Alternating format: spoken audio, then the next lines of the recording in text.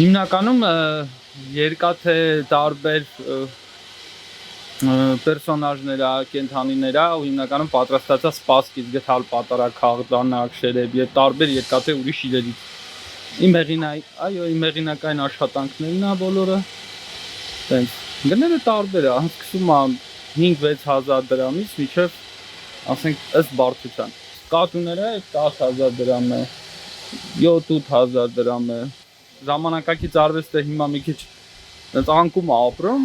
ինձ թվում է, բայց դե սիրահարներ կան։ Միայն երկաթից է, թե այլ մետաղներից կան։ Երկաթը։ Իմ դեպքում ես մենակ երկաթ եմ օգտագործում։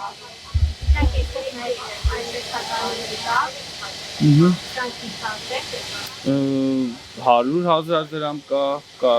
50,000, 60,000, տարբեր գնային կատեգորիա։ Իհարկե կարող է։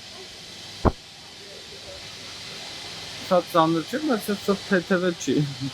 Երկաթ է ամեն դեպքում։ Երկար ժամանակ են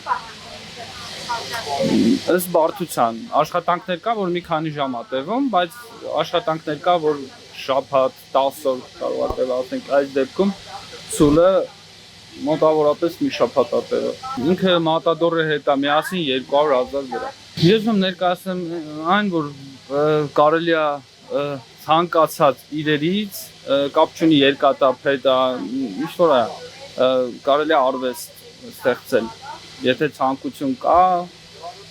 եւ մի քիչ էլ երևի տաղանդ եւ համբերություն եւ աշխատանք։ Երկար տարի է, որ այդ շուկայում աշխատում եք։ 3 տարի։ Գոհ եք Բախտը գիտի, բախտկա գոհ, բախտկա այդ կամը չէ։ Սեզոնով պայմանավորված փոփոխություններ լինում են։ Այո, անպայման։ Հիմնականում ամառային այս ժամանական ընթացքում է, որ աշխատանքը ավելի լավ է լինում։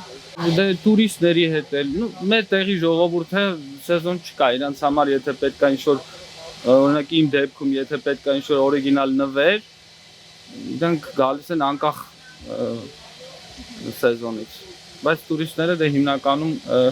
ձմեռը քիչ է, մենակ նոր տարվա կտրվածքով է, որ մի քիչ շատանում է, բայց հիմնականում ամառն է, որ շատ են։